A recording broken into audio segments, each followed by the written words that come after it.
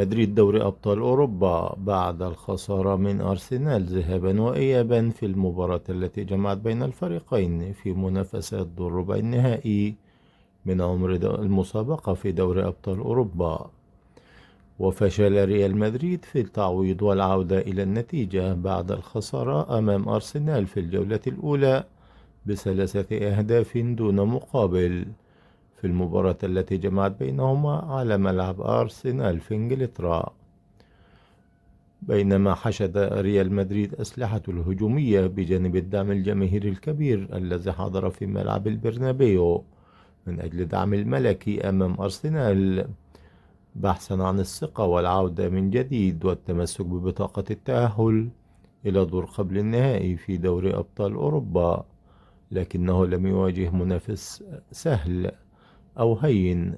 ونجح أرسنال في تحقيق الفوز مرة أخرى على فريق ريال مدريد بهدفين مقابل هدف وحيد، ليعود إلى الديار ببطاقة التأهل إلى قبل النهائي عن جدارة واستحقاق، فيما ودع ريال مدريد البطولة بخيبة أمل كبيرة تعلو وجوه الجماهير والعشاق سواء في إسبانيا أو في كل بقاع العالم، حيث يعد ريال مدريد كان أحد أبرز الفرق المرشحة بقوة للمنافسة والفوز باللقب في الموسم الحالي، إلا أن تراجع الأداء الفني للاعب الريال في الفترة الأخيرة أثار علامة استفهام،